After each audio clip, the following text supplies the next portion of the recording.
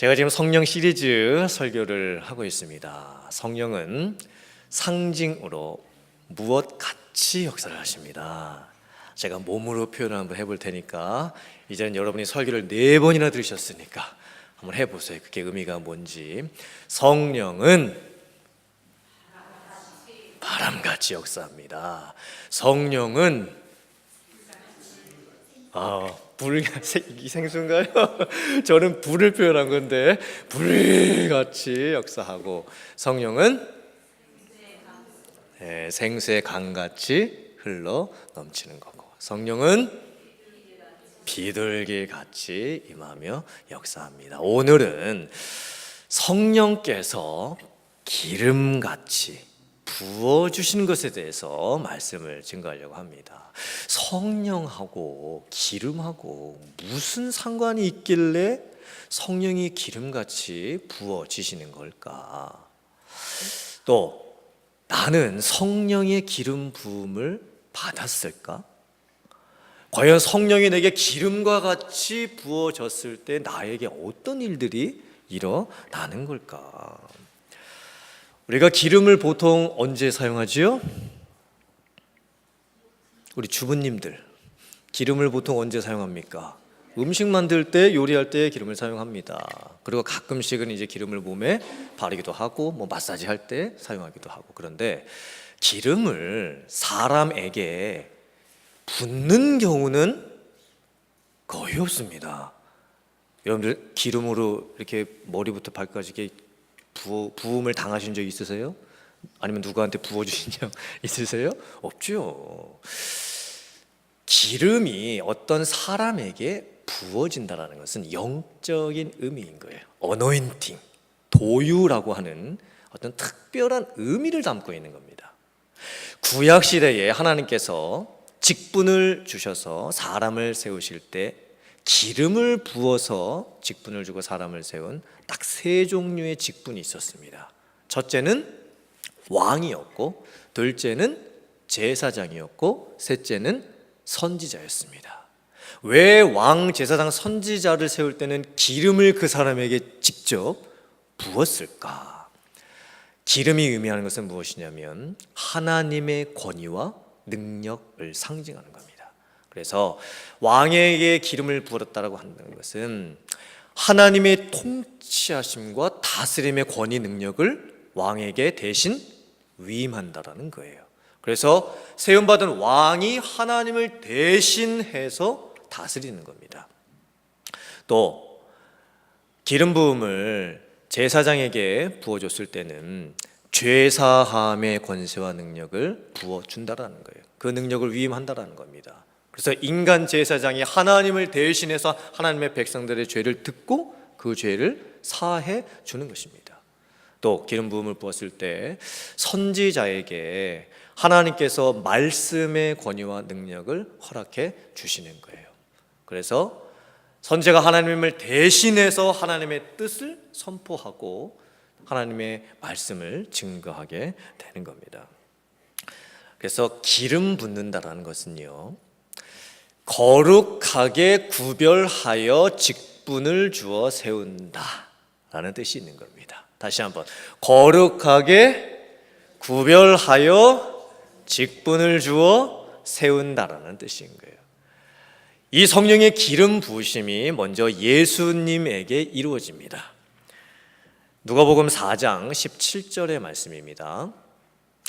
선지자 이사야의 글을 들이거늘 책을 펴서 이렇게 기록된 데를 찾으시니 곧 주의 성령이 내게 임하셨으니 이는 가난한 자에게 복음을 전하게 하시려고 내게 기름을 부으시고 나를 보내사 포로된 자에게 자유를, 눈먼 자에게 다시 보게 함을 전파하며 눌린 자를 자유롭게 하고. 예수님께서 회당에 가셔가지고 사람들을 가르치시는데 예수님이 오시기 전 이사야 선지자가 약 700년 전에 장차 오실 메시아 그리스도에 대한 예언을 해놓았습니다. 장차 메시아가 그리스도가 오시게 될 텐데 그때에 하나님께서 그 메시아에게, 그리스도에게 성령을 기름과 같이 부어 주실 것이다. 그래서 메시아가 오면, 그리스도가 오시게 되면 왕으로서, 제사장으로서, 선지자로서 직분을 받고 그 일을 감당하게 될 것이다. 메시아가 거룩하게 구별되어 직분을 받고 세워지게 될 것이다. 이 예언을 이사야 선지자가 해놨던 거예요. 근데 예수님께서 이사야 선지자의 예언이 자기에게 이루어졌음을 선언하십니다. 그걸 하나님의 성령이 자기에게 기름처럼 부어졌고, 예수님께서 메시아이시며 그리스도가 되시며 왕, 제사장, 선지자가 되셨음을 선언을 해주시는 거예요. 즉 예수님께 성령이 기름 부어졌을 때 예수님께서 거룩하게 구별되어 직분을 받고 세워지시게 되는 겁니다. 예수님께서 받으신 직분은 그리스도의 직분이었고, 왕, 제사장, 선지자의 역할을 감당하는 직분을 받으신 거예요. 그러면 나는 성령의 기름 부음을 받았을까? 믿는 성도들은 성령의 기름 부으심을 언제 받는 걸까? 고린도후서 1장 21절 22절의 말씀입니다. 우리를 너희와 함께 그리스도 안에서 굳건하게 하시고 우리에게 무엇을 부으시니는? 우리에게도 기름을 부어주신대요. 이는 하나님이시니 그가 또한 우리에게 인치시고 보증으로 우리 마음에 뭐를 주셨느니라? 성령을 주셨느니라. 이 말씀을 보면 성령께서 우리들에게도 부어지신다 말씀을 합니다. 기름과 같이 부어주신다 말씀합니다. 그리고 우리가 거룩하게 구별되어 직분을 받고 세워지게 되는 거예요. 그럼 과연 우리가 성령의 기름 부으심을 받을 때 어떤 직분을 하나님으로부터 받게 되는 걸까요? 여러분들 무슨 직분을 받으셨습니까? 아니, 장로님, 권사님, 집사님은 교회에서 드리는 직분이고, 성도라는 직분을 하나님께서 허락을 해주신 거죠. 세상으로부터 구별하셔가지고, 죄로부터 구별하셔가지고 성도의 직분을 우리에게 허락을 해주신 거예요. 그러므로 우리들도 믿는 성도가 되었다고 한다면 그 성령의 기름 부으심이 이미 우리에게 임한 것입니다. 아멘. 그래서 21절에서는 우리에게 기름 부으신다 말씀하고 있고, 22절에서는 우리에게 인치신다, 도장 찍는다 말씀하시는데, 이게 다 구원론에 관련된 사건입니다. 기름 붓는 것, 도장 찍는 것, 이거는 다 구별하여 거룩하게 직분을 주어 세우는 거예요. 구원받은 성도가 되었다라고 하는 증거가 되는 거예요. 그러니까 이미 여러분들께서는 성령의 기름 부으심도 받으셨습니까? 안 받으셨습니까? 받으신 겁니다. 그걸 확신하실 수 있어야 되는 거예요. 그러면 성령의 기름 부음이 나에게 부어지게 되면 나한테 무슨 일이 생기는 거지? 어떤 역사들이 나한테 일어나는 걸까? 요한일서 2장 27절의 말씀입니다. 너희는 주께 받은 바 뭐가 너희 안에 거하나니? 기름 부음이 너희 안에 거하나니 아무도 너희를 가르칠 필요가 없고 오직 그의 기름 부음이 모든 것을 너희에게 가르치며 또 참되고 거짓이 없으니 너희를 가르치신 그대로 주 안에 거하라. 아멘. 성령의 기름 부으심이 있을 때에 우리가 가르침을 받게 돼요. 말씀을 깨닫는 역사가 일어나는 거예요.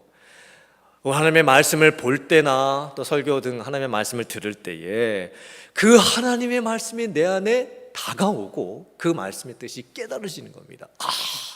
이게 은혜로구나 라는 반응이 나에게서 나오게 되는 거예요. 그리고 그 말씀을 받으면서 나 어떻게 살아야 되지? 이 말씀대로 내가 어떻게 순종하면서 살아야 되지? 말씀에 대한 분별력이 생기기 시작을 하는 겁니다. 그리고 그 말씀대로 순종하고 말씀을 따라갈 수 있는 능력이 나에게 생겨지게 되는 거예요. 그래서 우리들이 성령의 기름 부으심을 언제 받을 수 있는 거냐면 예배, 말씀, 찬양, 기도 중에 우리가 성령의 기름 부으심을 받을 수가 있습니다. 성령의 기름 부으심이 내게 임할 때는요, 뭔가 다른 은혜가 나에게 임해요. 똑같은 예배였어요. 똑같은 말씀이었어요. 똑같은 찬양이고 똑같은 기도였어요. 그런데 그날, 그때 뭔가가 평상시와 다른 은혜가 내 심령에 임하기 시작을 합니다. 그래서 성령이 내게 기름 부으셨을 때에 나타나는 반응이 이제 생기기 시작하는데, 첫째는 죄에 대한 회개예요. 내가 죄를 깨닫고, 그리고 감정이 끌어오르면서 눈물이 나올 수도 있습니다. 또 하나님의 영광에 대한 그 임재, 그 사모함, 그 간절함이 생기는 거예요. 또 하나님의 말씀이 내 영혼을 해부하죠. 다 찔러 쪼개는 거예요. 그러면서 강력하게 권고하시는, 나에게 꼭 들으라 말씀하시는 그 하나님의 말씀을 듣게 해주십니다. 또 이런 성령의 기름 부음은요, 여러분들께서 각자의 삶의 환경에서 어떤 자기만의 시간과 장소를 마련해 놓고 하나님 앞에 이렇게 홀로 서 있을 때에 평상시에 있던 이 성경 말씀이 어느 날 특별하게 나한테 와닿을 때가 있어요. 늘 아는 말씀이었는데 왠지 그날따라 이 말씀이 나에게 너무너무 가깝게 다가올 때가 있습니다.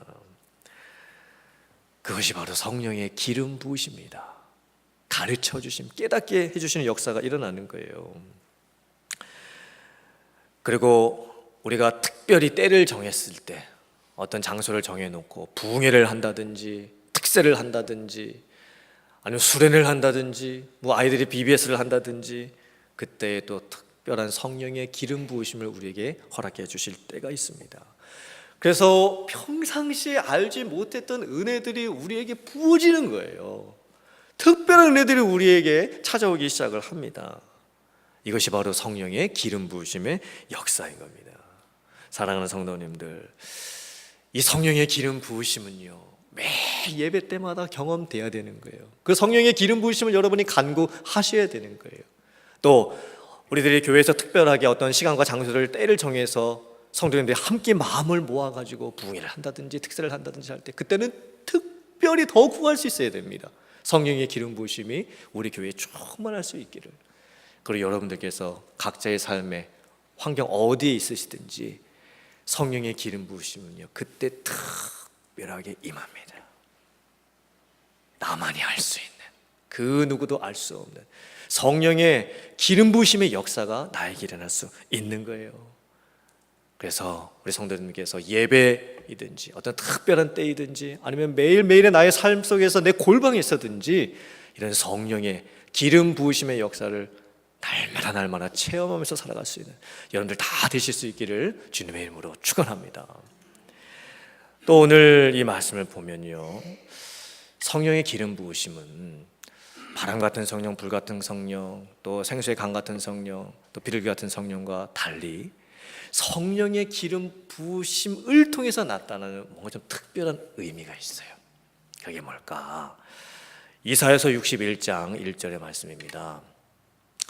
주 여호와의 영이 내게 내리셨으니 이는 여호와께서 내게 기름을 부으사 가난한 자에게 아름다운 소식을 전하게 하려 하십니다. 나를 보내사 마음이 상한 자를 고치며 포로된 자에게 자유를, 갇힌 자에게 노임을 선포하며. 이 말씀을 보면 성령의 기름 부으심이 우리에게 부어질 때에 가난한 자가 부유하게 되는 역사가 일어나는 거예요. 마음이 상한 자가 고침을 받아요. 그리고 포로된 자가 자유하게 되고 갇힌 자가 노임을 받게 되는 겁니다. 이 말씀을 보면 먼저는 내 상태, 우리들의 상태가 무엇인지를 말씀을 해주고 있어요. 우리들의 지금 상태와 모습이 어떻대요? 가난하대요. 이거는 물질적인 가난을 얘기하는 게 아닙니다. 돈이 없고 물질이 궁해서 파산하는 것도 문제이겠지만 이 가난함은 마음의 가난함이고 영적인 가난함인 거예요. 무엇인가 은혜를 제대로 찾지 못하고 있는, 은혜를 제대로 받지 못하면서 살고 있는 우리들의 모습을 말씀하고 있는 거예요. 또 우리들의 마음은 어떻게 돼 있어요? 상해 있어요. 우리의 마음에 상처가 나 있는 거예요. 우리가 언제 상처를 받습니까? 다른 사람들부터 내가 무시당할 때 상처를 받기도 하고, 내가 잘못하지도 않았는데 오해를 받게 될 때 상처를 받을 수도 있고, 사랑을 받아야 되는데 받지 못할 때 상처가 되는 거예요. 또 받아서는 안 될 것들을 내가 받을 때의 상처가 되는 거예요. 이 상처는 사람한테서 받는 거예요. 그리고 나랑 친하고 나랑 자주 만나는 사람한테서 상처를 받아요. 아이러니하게도 우리는 가족으로부터 가장 큰 상처를 받습니다. 그래서 세상에서 우리가 죄인들끼리 죄인된 죄가 가득한 세상에서 살다가 보니까 다들 감정이 상해져 있어요. 그 감정 속에서 나도 모르게 속에 있는 것들이 올라와가지고 다른 사람에게 상처를 줄 수도 있는 거고, 다른 사람에게서 올라오는 것이 나에게 임해가지고 상처를 받을 수도 있는 거예요. 이게 우리들의 지금 상태입니다. 또 우리는 포로가 돼 있어요. 뭔가에 사로잡혀 있는 거예요. 그것이 나를 사로잡고 있어가지고 헤어나오지 못하도록 만드는 그 뭔가가 내 삶에 있어요. 그래서 그게 잘못되면 이제 중독까지 되는 거예요. 게임에 중독이 될 수도 있고, 술과 담배에 중독이 될 수도 있고, 약물에 중독이 될 수도 있고, 인터넷에 중독이 될 수도 있고, 무엇인가 나를 붙들고 있는 게 있어요. 나를 얽어매고 있는 것들이 있습니다. 꽉 나를 잡고 있는 것들이 있어요. 힘들지요. 그래서 또 우리는 갇혀 있을 수도 있습니다. 창살 있는 감옥에 갇혀 있는 것은 아니겠지만 창살 없는 나만의 감옥에 갇혀 있을 수도 있는 거예요. 여러분, 갇혀 있으면 사람이 눌려요. 마음이 눌리는 거예요. 우리가 인생을 살다가 보면 수많은 강박관념들, 부담감들, 이것들이 우리를 괴롭힙니다. 학생들은 공부해야 된다라고 하는, 성적 잘 받아야 된다는 부담감, 그 강박관념, 스트레스, 회사에서는 업무량을 다 달성을 해내야 되고, 비즈니스 하면서는 매출을 어느 정도까지는 다 끌어올려야 되는 부담감이 있어요. 매달마다 내야 될 페이먼트는 정해져 있고 듀데이트는 어김없이 우리에게 찾아옵니다. 그래서 우리는요, 갇혀 있는 거예요. 얼마나 이게 우리에게 스트레스를 주고 힘겨움을 주면 사람이 눌린다 그러겠습니까? 뭔가 이렇게 눌리는 거예요. 그래서 가끔 우리에게 이제 나오는 게 한숨인 거예요. 한숨. 내 한숨이라는 것은요, 나도 모르게 나오는 거예요. 여러분들 한숨 쉬실 때 이제부터 내가 한숨을 좀 쉬어야 되겠다. 하나, 둘, 셋. 이렇게 한숨 쉬는 분들이 계십니까? 아니죠. 한숨은요, 나도 모르게 내 안에서 나오는 거예요. 그리고 한숨이 나중에 여러 번 계속 반복돼서 조금 있다가 또 그렇게 되면 정말 내 삶에 이제 뭔가가 심각하게 눌려 있는 거예요. 뭔가가 나를 짓누르고 있는 겁니다, 지금. 근데 한두 분이 그렇게 살고 있는 게 아니에요. 우리들의 모습을 보니까 아담이 죄를 짓고 나서 하나님과 관계가 깨어지고 났을 때에, 죄가 우리 가운데 들어왔을 때 우리는 다 가난하고, 다 마음은 상처나 있고, 다 뭔가에 중독돼 있고, 뭔가에 눌려 있어요. 이거를 해결할 방법이 없어요. 이 세상에서 그거를 해결해 줄 수 있는 사람도 없어요. 근데 하나님께서 약속을 주셨습니다. 예수 그리스도를 세상에 보내주시고, 먼저는 하나님께서 예수님께 성령을 기름 붓듯 해주시고, 그 성령의 기름 부으심을 받은 예수님께서 우리에게 또한 성령으로 기름 부음을 허락하여 주셔서 우리를 가난으로부터 자유하게 해주시고, 상처난 것에서부터 회복을 시켜주시고, 감옥에 갇혀있는 것에서부터 자유하게 해주시고, 무엇인가에 눌려있는 것에서 노임을 받게 해주시겠다 약속을 해주시는 거예요. 그래서 예수님께서 우리에게 해주신 일들이 있어요. 사도행전 10장 38절의 말씀입니다. 하나님이 나사렛 예수에게 성령과 능력을 어떻게 하셨어요? 기름 붓듯 해주셨어요. 그래서 예수님이 뭘 해주셨습니까? 그가 두루 다니시며 선한 일을 행하시고 마귀에게 눌린 모든 사람을 고치셨으니 이는 하나님이 함께 하셨습니다. 성령의 기름 부음이 어떻게 강조되고 있을까요? 이거는 능력 부음이에요. 그 능력은 어떤 능력인가? 예수 그리스도를 통해서 복음의 역사, 구원의 역사, 치료의 역사, 회복의 역사, 힐링의 역사가 나타나는 것이 성령의 기름 부음의 능력입니다. 그래서 예수님께서 안진뱅이들을 고치십니다. 장님이 눈을 뜨게 해주십니다. 각종 병에서 치유되게 하십니다. 귀신까지도 떠나게 해주십니다. 성령의 기름 부으심의 역사는요, 치유의 역사입니다. 회복의 역사인 거예요. 낫는 역사인 거예요. 그 성령의 기름 부으심이 저와 여러분들에게 임하게 될 때에도 우리 안에 여러 가지 마음의 상처들이 회복되는 것입니다. 병도 낫게 되는 것입니다. 눌린 것에서 자유함을 얻게 되는 것입니다. 성령의 기름 부으심이 내게 있을 때는요, 이 마음의 은혜가 임하기도 하고요, 몸이 은혜를 받아 몸이 반응하면서 이 몸이 치유되는, 낫는, 회복되는 역사까지도 일어나게 되는 것입니다.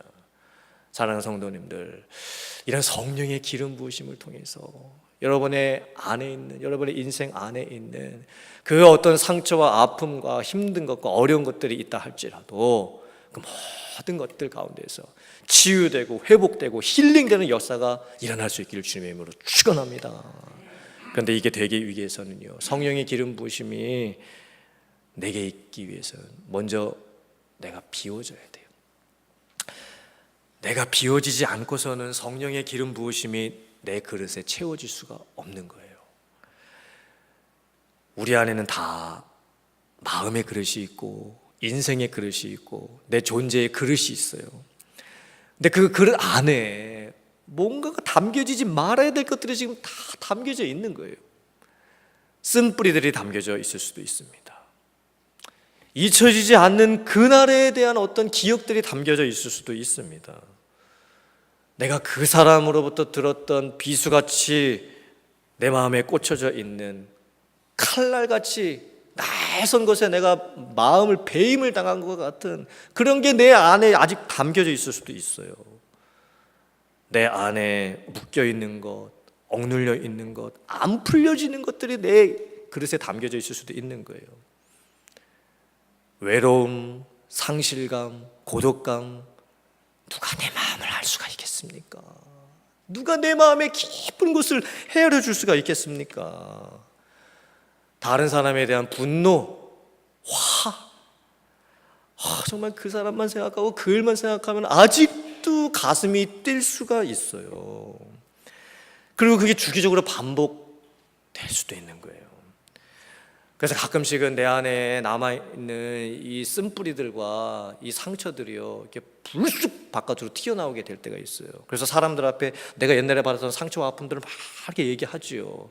근데 그게 한두 번 되면 괜찮은데 계속 주기적으로 반복이 되는 거예요. 그럼 옆에 있는 분들도 나중에 다 같이 힘들어져요. 한두 번이야, 서너 번이야 그것을 다 같이 받아주고 또 같이 기도해 줄 수 있겠지만 우리 각 사람에게 나오는 모든 상처들이 계속 주기적으로 반복된다고 한다면 우리는 같이 다 힘들어할 수밖에 없는 거예요. 얼마나 우리가 이 세상을 살아가면서 이 가슴이 답답하면 가슴이 조인다라고 하겠습니까? 가슴이 이렇게 조이는 거예요. 얼마나 이 세상을 살아가면서 스트레스가 많이 생기고 정말 감당할 수 없는 일들 때문에 걱정, 염려, 근심이 쌓이면 그것 때문에 우리의 몸이 반응해가지고 심장 혈관이 막히겠습니까? 오죽이나 하면 이 폐가 망가져가지고 숨이 안 쉬어지는 이런 상황이 생길 수가 있겠습니까? 오죽이나 인생을 살아가는 우리들이 수많은 상처와 아픔들을 겪으면서 살면 우리 안에 있는 이 속 안에 있는 장기들이 망가지겠습니까? 이게 우리들의 삶인 거예요. 이걸 뭘로 고칠 수가 있겠습니까? 물론 우리들이 병원에 가야 되겠죠. 약도 먹을 수가 있겠죠. 그러나 더 중요한 치료가 있어요. 먼저는 그것을 비워야 돼요. 내 안에 있는, 내 마음에 있는, 내 인생에 있는 이 그릇에 담겨져 있는 이것들을요 다 비울 수 있어야 돼요. 그럼 그걸 어떻게 비웁니까? 죄, 상처, 아픔, 어떤 사람에 대한 미움, 그날에 안 좋았던 그 기억들을 어떻게 다 비울 수가 있겠습니까? 시편 62편 7절 8절의 말씀이에요. 화면 보시고 같이 한번 읽어보겠습니다. 시작. 나의 구원과 영광이 하나님께 있으며 내 힘의 반석과 피난처도 하나님께 있도다. 백성들아 시시로 그를 의지하고 그의 앞에 마음을 토하라. 하나님은 우리의 피난처시로다. 아멘. 마음을 토해라. 하나님께 마음을 토해놔라. 그래야 우리의 이 마음 안에 있는 이 그릇에 있는 것들이 다 비워질 수 있는 거예요. 세상에서도 심리 치료를 하고 상담 치료를 할 때에 이렇게 하라고 해요.